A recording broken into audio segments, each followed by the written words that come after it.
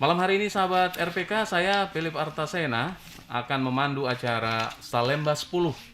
Acara Salemba 10 adalah kerjasama Persekutuan Gereja-Gereja Indonesia dengan Radio RPK yang hadir setiap hari Sabtu malam pukul 19 sampai pukul 20 waktu Indonesia bagian Barat.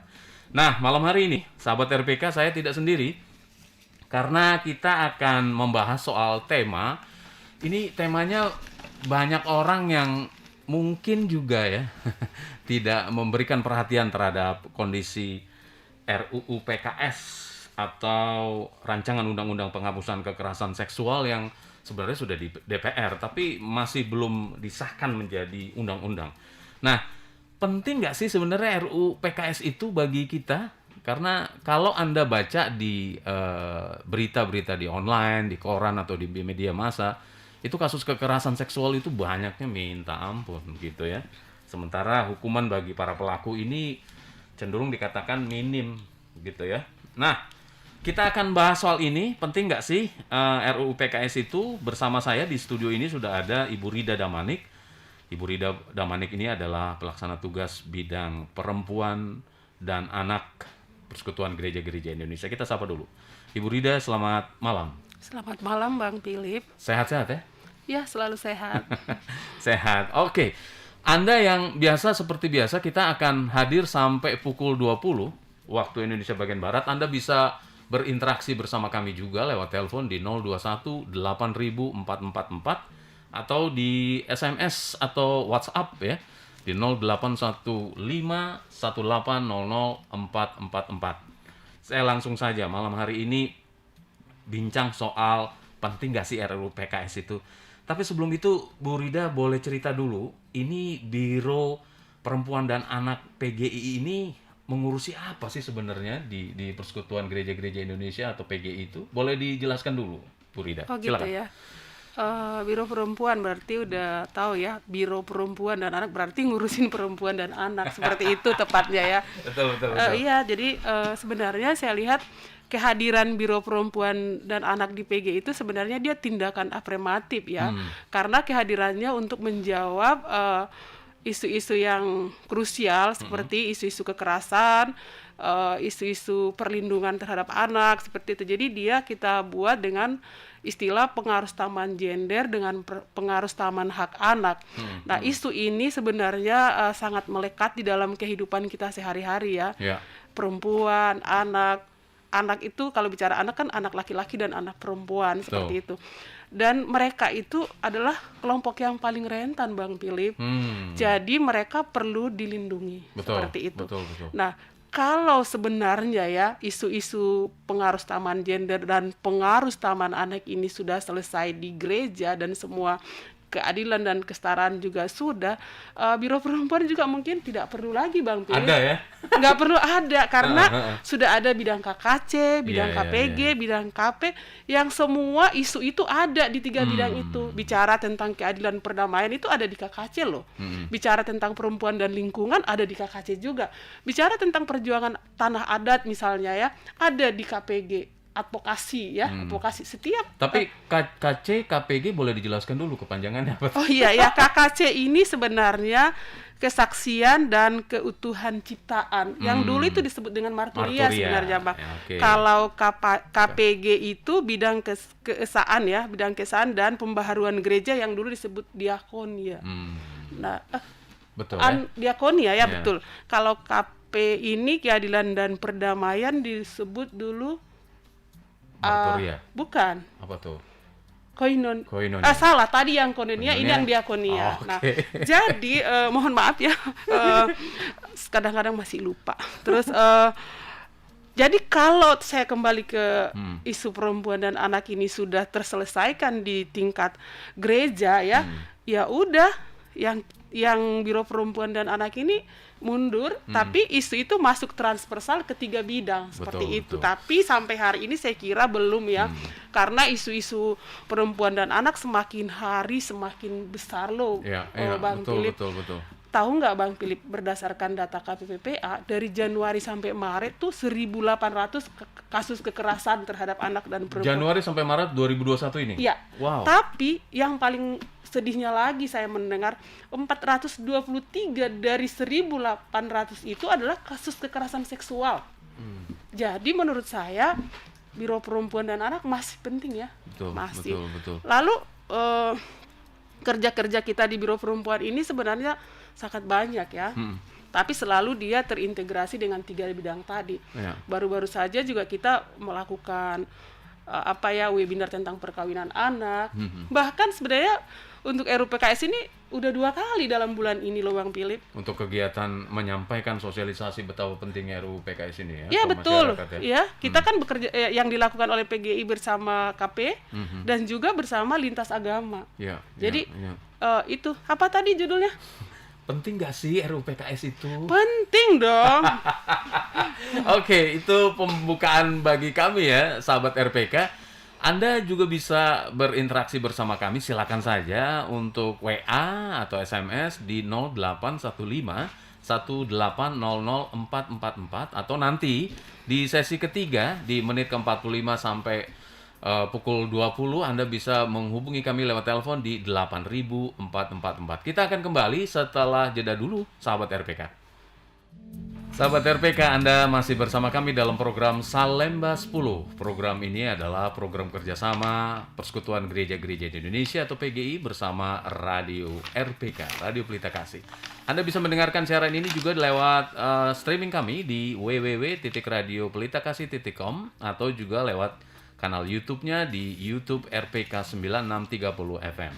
Baik, kita kembali lagi di tema kita malam hari ini. Penting nggak sih RUU PKS itu, sahabat RPK? Iya, sambil Anda mendengarkan, Anda juga bisa berinteraksi bersama kami, baik lewat telepon dan lewat WA. Telepon bisa di 8000-4444, 8000-444, 3 kali 4-nya. Atau di WhatsApp di 0815-1800-444. Masih bersama dengan Ibu Rida Damanik dari Biro Perempuan Anak PGI. Bu Rida, boleh nggak sih dijelaskan sebenarnya RUU PKS ini orang mungkin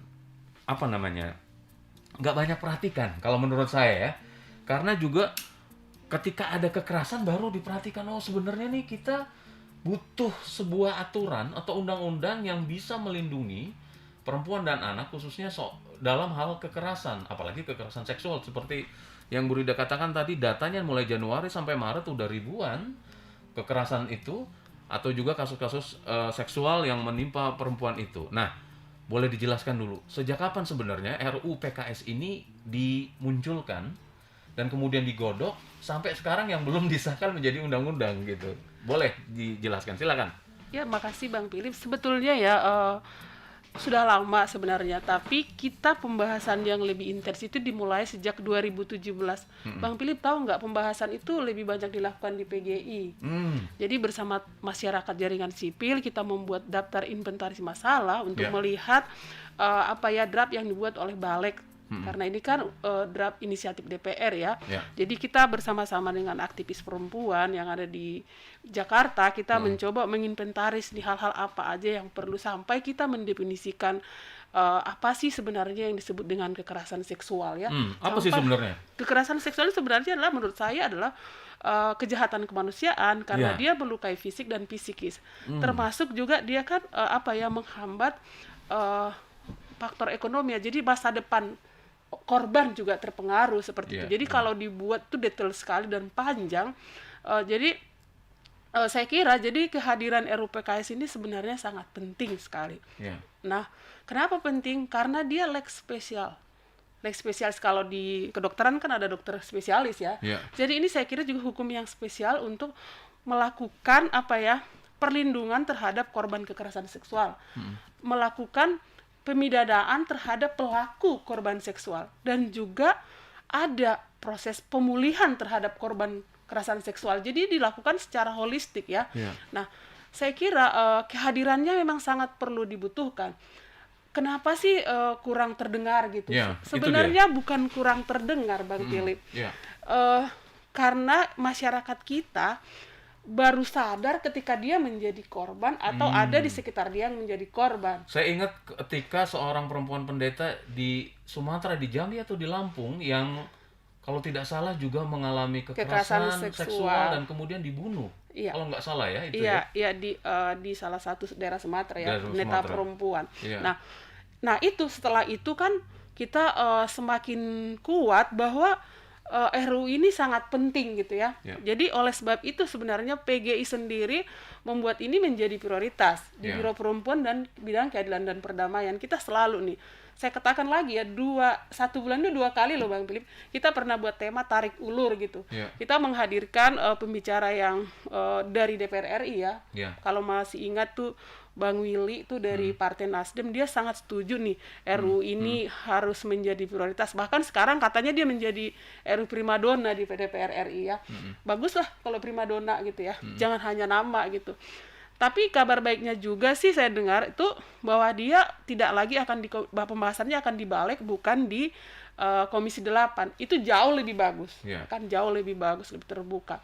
Nah, sebenarnya ya yang saya lihat gini, bukan karena ketidaktahuan masyarakat, tapi mungkin kita harus lebih banyak lagi mensosialisasikan RUU ini kepada grassroots ya, kepada tingkat paling bawah. Termasuk gereja tadi ya? Ya, termasuk gereja dengan narasi-narasi yang sederhana gitu. Ya. Jadi mungkin bisa dalam bentuk video loh Bang. Ya.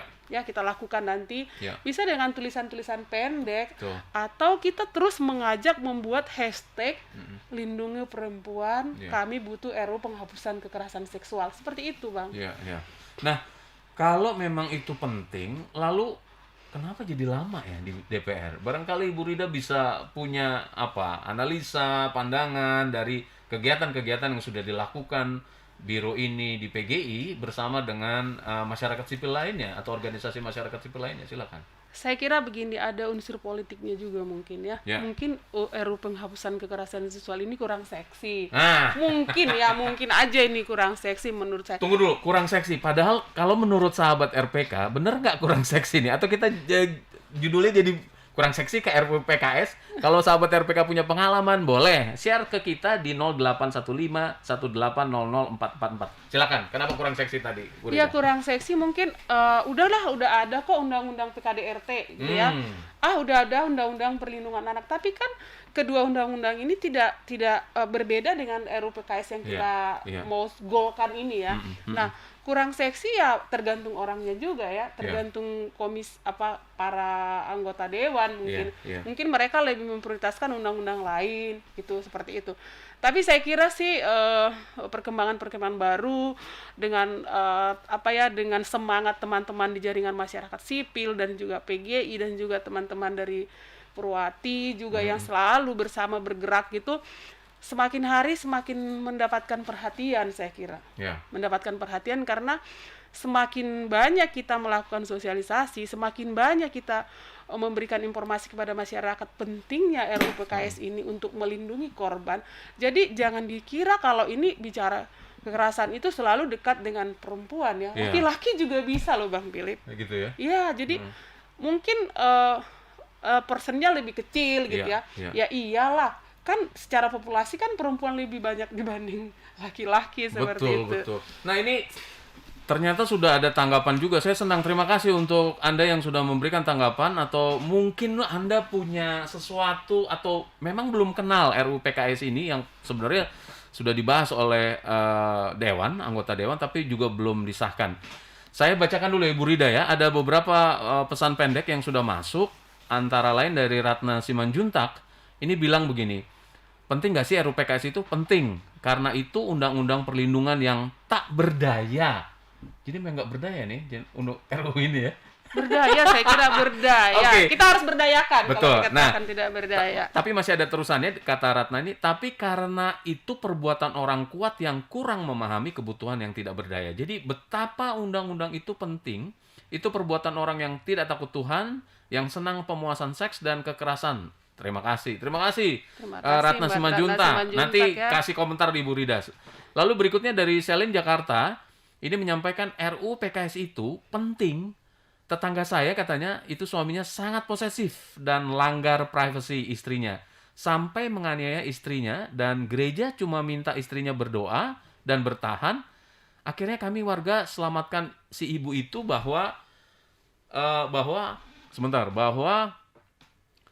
visum dokter dan lapor polisi, dan daftar gugatan cerai di pengadilan untuk cabut akta nikah dan batalkan surat nikah dan gereja sejauh mana diatur RUU PKS. Nah, ini jadi pertanyaan kita Jadi juga begitu nih. ya, karena RUU PKS-nya belum disahkan, Heeh. jadi kita belum bisa menjawab secara utuh. Iya, iya. Oleh sebab dengan kasus ini, terima kasih untuk Selin. Mbak Simanjuntak dan Bu Selin yang sharing ya.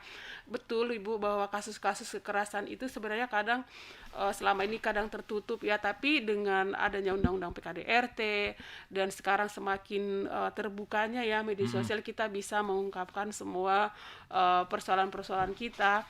Lalu saya pikir kehadiran gereja penting sebenarnya, memberikan doa, tetapi kan tidak cukup hanya berdoa, harus Betul. ada tindakan. Betul. Nah, terkait dengan ini ya, sudah melapor ke polisi, lalu dia gugatan cerai. Nah, ini penting RUU PKS karena dia melindungi korban, Iya. menindak pelaku, Iya. dan memberikan pemulihan. Korban itu kan harus dipulihkan, Bang. Betul. Nah, jadi sangat tepat sebenarnya RUU PKS ini penting. Saya setuju dengan kedua yang sudah menyampaikan Pesan opininya. ya. Oke. Nah, sahabat RPK, Anda juga bisa berinteraksi. Mungkin Anda juga punya pengalaman. Penting nggak sih RUU PKS ini? Padahal contoh seperti pesan pendek yang disampaikan oleh Ibu Selin di Jakarta, bilang dia punya tetangga yang suaminya itu menganiaya istrinya, tapi gereja perannya cuma berdoa.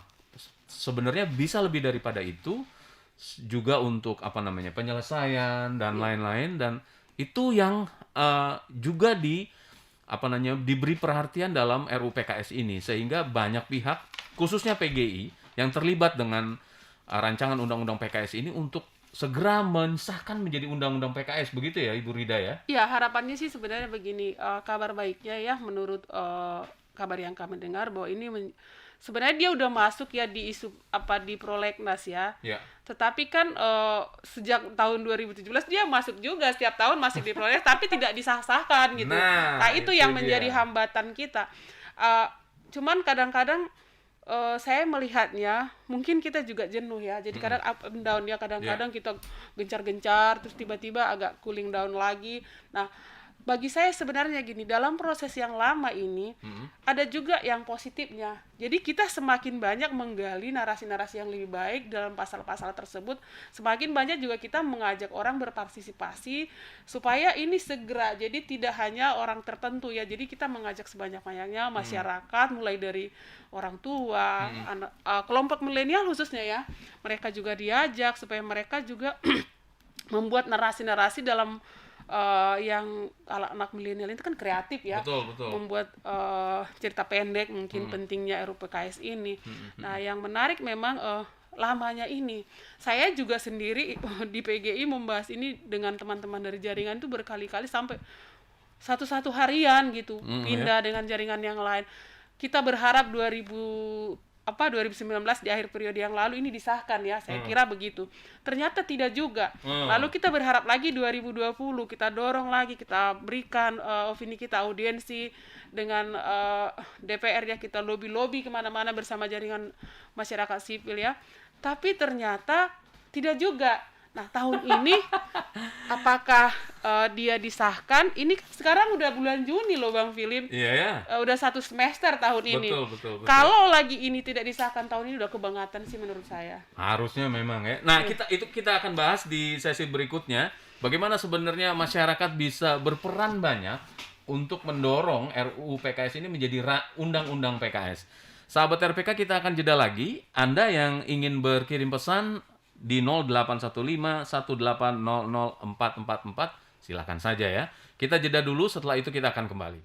Anda masih bersama kami dalam program Salemba 10 kerjasama Persekutuan Gereja-Gereja Indonesia PGI bersama Radio RPK. Nah, malam hari ini di program Salemba 10 temanya adalah penting nggak sih RUU PKS itu? Kalau penting Anda bisa berkomentar. Kalau enggak, nah komentar juga di 0815 1800-444 atau lewat telepon secara langsung juga boleh. Anda bisa menghubungi kami di 8444. Masih bersama saya Philip Arta dan tamu kita juga Ibu Rida Damanik yang membidangi bidang perempuan dan anak dari PGI, dan juga Mas Dedi Rusli di meja operator. Baik, Bu Rida, tadi kan sebelum kita jeda itu sebenarnya masyarakat bisa terlibat mendorong kepada anggota dewan agar RUU ini disahkan menjadi undang-undang. Karena sangat penting tadi melindungi korban kekerasan seksual dan juga menindak pelaku yang melakukan kekerasan seksual itu. Nah, bagaimana sebenarnya peran masyarakat untuk bisa ikut bersama-sama jikalau memang RUU ini dirasa penting untuk mendukungnya sehingga disahkan menjadi undang-undang? Silakan, Bu Rida. Oh iya, peran masyarakat ya. Jadi saya mau fokus aja. Misalkan kita lah PGI ini kan membawahi 91 gereja anggota. Betul. Nah, kalau 91 gereja anggota ini diberitahu dan diinformasikan tentang pentingnya RUPKS ini, masing-masing sinode ini membuat narasi-narasi dan mereka membuat video-video singkat di masyarakat, lalu ikut bersama dengan PGI mengadvokasi melalui lobby-lobby di daerah gitu. Jadi dan mereka juga ikut menjadi memberikan informasi kepada masyarakat sekitar begitu dengan narasi-narasi yang singkat tadi ya, dalam bentuk video atau dalam bentuk spanduk kecil atau dalam bentuk tulisan. Untuk anak-anak milenial sebenarnya bisa ya lewat handphone itu digital itu dia buat poster-poster kecil gitu. Poster-poster sederhana yang menggambarkan begitu pentingnya RUPKS ini seperti itu. Nah, saya kira untuk di gereja sebenarnya kita sudah cukup juga melakukan hal ini ya melalui kampanye 16 hari anti kekerasan terhadap perempuan dan anak setiap November sampai awal Desember ya. Jadi untuk beberapa wilayah gereja timur, tengah dan barat itu saya kira udah. Tetapi seperti apa sih supaya ini lebih cepat gitu? Yang dibutuhkan itu adalah jaringan. Kita harus memperkuat jaringan kita mulai dari level nasional dan lokal sampai kepada grassroots itu. Jadi kalau di Jakarta kita bersama dengan jaringan masyarakat sipil, bersama dengan Komnas Perempuan, nanti di provinsi seperti itu juga ya. Jadi lembaga-lembaga perempuan itu bersinergilah dengan komisi-komisi perempuan gereja itu bersinergilah dengan lembaga-lembaga yang ada di wilayah. Nah, semakin banyak kita melakukan sosialisasi, semakin banyak kita menarasikan pentingnya RUPKS ini dengan narasi-narasi singkat itu, saya kira pemerintah pasti tidak menutup telinga ya. Tidak mungkin lah gitu. Karena saya kira semua orang pasti menginginkan dan merindukan dunia yang bebas dari kekerasan. Oke. Ini saya punya pertanyaan tapi ada juga yang ditanggapi oleh sahabat RPK. Sahabat RPK boleh silakan memberikan tanggapan lewat telepon dan juga lewat pesan pendek atau WA di 8444 atau 081518004444. Dari Pak Edwin di Bekasi ya. Menurut Pak Edwin begini. Menurut saya RUU ini perlu karena akan adanya kepastian hukum bagi korban KDRT khususnya para perempuan. Lalu apakah PGI juga menangani kasus-kasus KDRT? Adakah pengaduan yang sudah ditangani PGI khususnya di kalangan orang-orang Kristen? Terima kasih Pak Edwin. Mungkin Bu Rida sampaikan dulu. Ya, terima kasih Pak Edwin mendukung kita bahwa RUU penghapusan kekerasan ini memang penting dan kalau bisa segera disahkan. PGI sebagai organisasi persekutuan gereja di level nasional tidak secara langsung melakukan pendampingan. Betul. Case by case, tetapi kita melakukan sistem namanya itu rujukan. Jika ada kasus-kasus kekerasan seksual atau PKDRT, kita bekerja sama dengan lembaga bantuan hukum yang ada di Jakarta, misalnya bersama dengan LBH API, dengan PULI kalau dia perlu penanganan. Jadi kita selalu bersinergi ya, karena penanganan terhadap korban kekerasan ini tidak bisa parsial-parsial ya, harus dilakukan secara holistik. Jadi saya kira di PGI mendampingi, memfasilitasi ya, sifatnya memfasilitasi, menghubungkan kepada pihak-pihak yang tepat gitu supaya korban terpenuhi haknya, terlindungi dari kekerasan seperti itu Bang Philip. Ya, itu Pak Edwin ya. Jadi PGI sebagai fasilitator menghubungkan dengan lembaga-lembaga lain atau badan-badan yang lain bila mana terjadi sebuah kasus begitu ya. Atau juga baik di gerejanya atau pihak-pihak bahkan kepolisian dan lembaga-lembaga lainnya. Itu untuk Pak Edwin. Tapi Bang Philip sebenarnya kita sebenarnya nih Biro Perempuan dan Anak juga mendorong nih supaya sinode-sinode ini punya Women Crisis Center gitu ya. Jadi ketika ada kasus-kasus kekerasan di warga gereja, jadi kita sudah punya untuk sementara nih ya penampungan atau pengaduan sementara di Women Crisis Center itu dengan melibatkan memanfaatkan para jemaat atau para jemaat-jemaat yang punya keahlian tentunya. Kalau ada dokter di situ, ada ahli hukum, gitu psikologi, itu kita harus bekerja sama gitu. Iya, Jadi iya. itu fungsi gereja itu kan juga melayani seperti Betul, itu ya. betul. Itu Bang Philip. Ya, oke. Berikutnya lagi dari Selin di Jakarta Utara, nambah nih katanya. Oke, menurut Selin katanya urgensi adanya RUU ini sangatlah besar karena kekerasan seksual tidak hanya memberikan dampak kepada korban, tetapi juga kehidupan masyarakat. Oleh karena itu, tokoh agama dan organisasi keagamaan harus turut serta mengadvokasi, mengedukasi, menarasikan, dan membangun persepsi yang benar di masyarakat mengenai muatan RUU PKS ini. RUU PKS bukan hanya permasalahan bagi perempuan, tetapi juga menyangkut kepentingan semua pihak, baik laki-laki, anak-anak, dan penyandang disabilitas. Bagus Betul sekali. banget. Silakan, Ya. Bu Rida. Makasih ada tambahannya Bu. Benar banget Bu. Jadi kehadiran RUU PKS ini saya udah sampaikan tadi bukan hanya untuk perempuan. Ya. Jadi ini kepada semua orang ya, semua orang. Karena kelompok rentan, tapi selalu kita memprioritaskan kelompok rentan. Saya kira di saat sekarang ini ya laki-laki juga tidak bisa dipungkiri mengalami pelecehan seksual ya. Jadi mereka juga bisa dengan kehadiran ya sebenarnya melindungi pro kepada kehidupan ya. Undang-undang ini pro kepada berpihak kepada korban. Mau korbannya siapa? Jadi korban kepada semua orang, betul Ibu. Karena disabilitas juga sangat rentan ya. Anak-anak apalagi. Kekerasan itu dekat dengan kita loh Bang Philip. Sahabat RPK yang terkasih. Kekerasan seksual bisa terjadi di rumah. Di rumah kita gitu loh. Nah, oleh sebab itu perlu ada payung hukum yang melindungi supaya ada efek jera ya kepada pelaku. Karena kan kalau ini kalau kita tidak melakukan efek jera itu bisa berulang ya, berulang. Kalau bisa hukumannya ya lama gitu. Karena kan dia sudah melukai psikis, masa depan orang udah direnggut. Itu bagi saya ya kekerasan seksual itu adalah kejahatan kemanusiaan, perbuatan biadab, itu nggak punya kasih sayang dia ya seperti itu.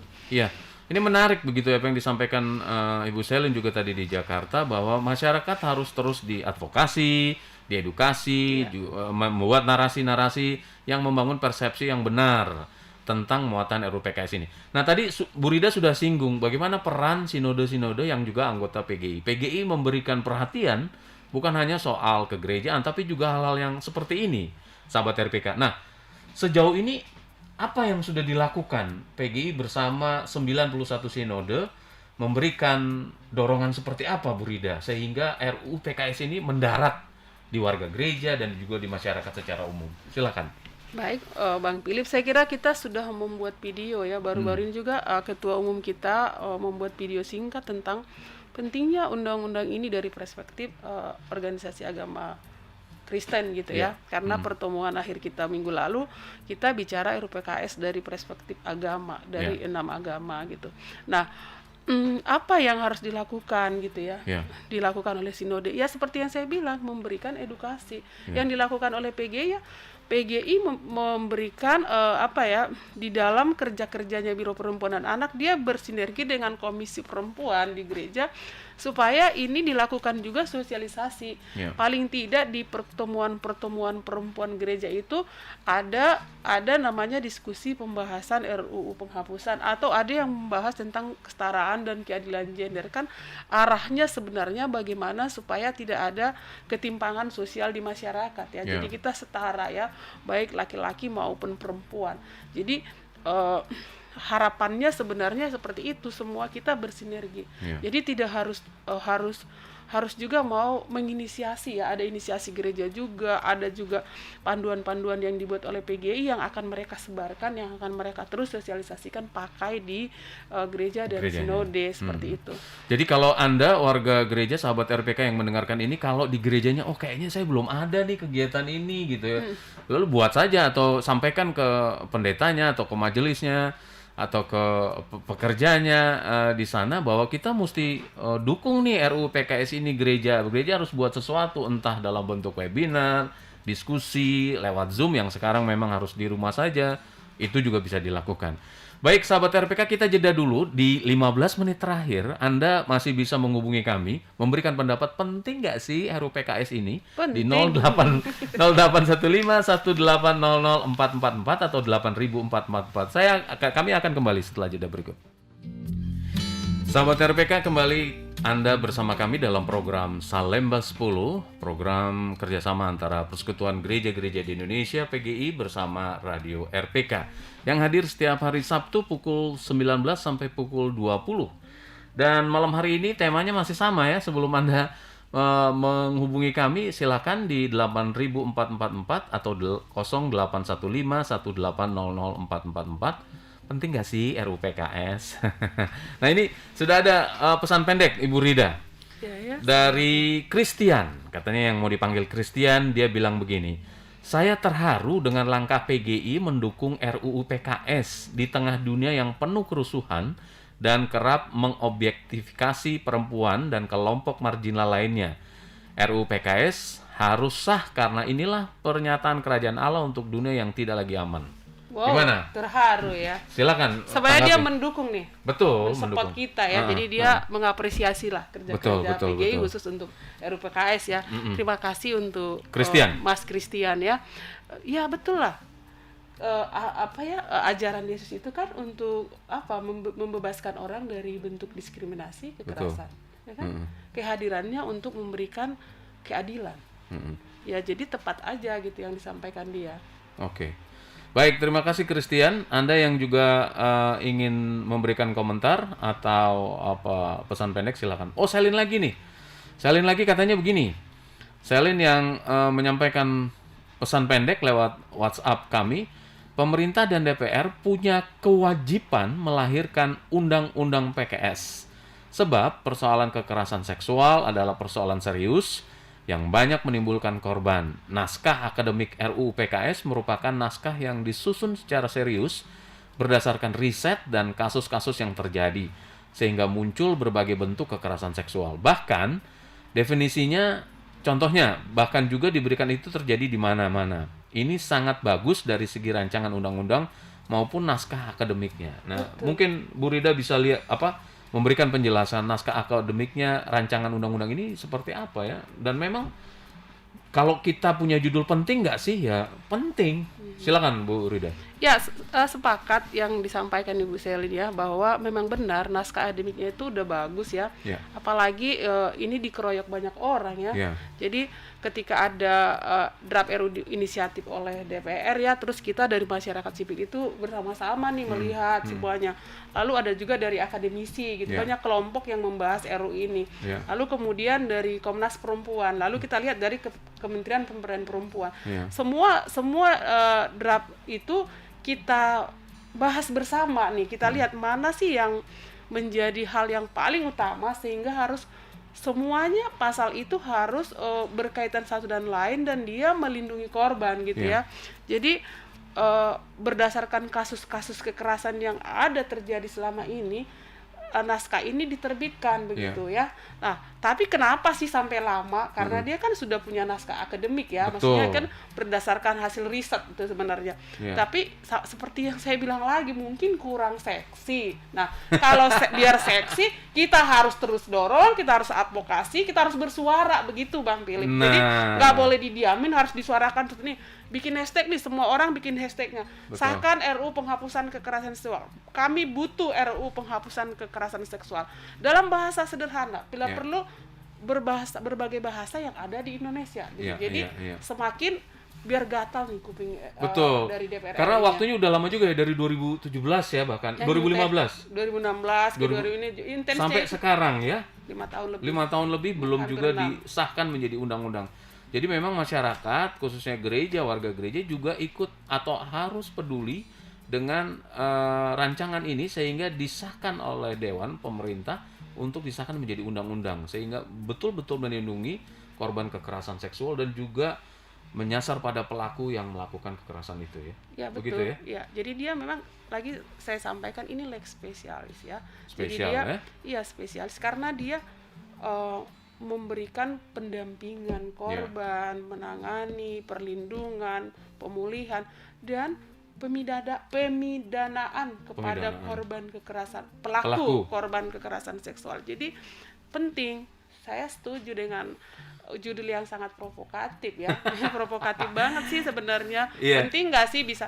Jadi ada orang yang bilang bisa penting, bisa enggak. Jadi tapi kita mengarahkan supaya ini penting, Bang Philip Betul, begitu. betul. Nah, itu juga peran PGI sahabat RPK, bukan hanya soal-soal kegerejaan tetapi juga soal-soal yang lain yang memang menyangkut kehidupan sehari-hari. Soal kekerasan, tindak kekerasan ini yang memang harus mendapat perhatian juga bagi gereja. Nah, ini pertanyaan terakhir, Biro Perempuan Anak punya segudang kegiatan lainnya sebagai penutup, pertanyaan penutup. Bu Rida bisa jelaskan kegiatan-kegiatan apa yang dilakukan sampai menjelang akhir 2021 ini? Silakan. Makasih Bang Philip, terima kasih sahabat RPK dimanapun berada malam hari ini. Dalam waktu dekat ini kita juga akan melakukan Hari Anak Nasional yang jatuh pada 23 Juli setiap tahunnya. Jadi Biro Perempuan dan Anak ini juga akan melakukan kegiatan banyak ya terkait hal itu. Kita akan melakukan ada kegiatan pra dan pada hari hanya. Ayo bergabung sahabat RPK semua ikut terlibat mengkampanyekan pentingnya Hari Anak supaya kita tahu nih anak-anak tahu pada harinya ada. Jadi tujuan Hari Anak ini sebenarnya untuk mewujudkan anak Indonesia yang lebih baik untuk masa depannya. Seperti itu Bang Philip. Itu kita akan bahas juga secara khusus ya di siaran lainnya ya. Saya kira nanti kita akan membahas tema-tema khususnya karena ada kaitannya di situ tentang perkawinan anak. Apalagi nih Bang Philip di masa PJJ sekarang. Saya kira banyak kekerasan-kekerasan juga yang terjadi pada anak. Atau ada juga hak-hak yang tidak terpenuhi kepada anak-anak. Jadi sangat penting kita persiapkan khusus untuk bicara tentang Hari Anak Nasional sahabat RPK. Tunggu aja ya. Oke.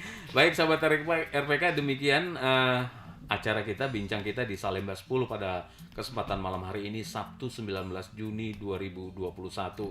Terima kasih untuk perhatian Anda. Anda mendengarkan lewat radio ini, lewat streaming dan juga lewat YouTube. Dan juga Anda yang sudah berinteraksi lewat pesan pendek yang sudah dikirimkan ke kami. Kami tentu saja mengapresiasinya. Saya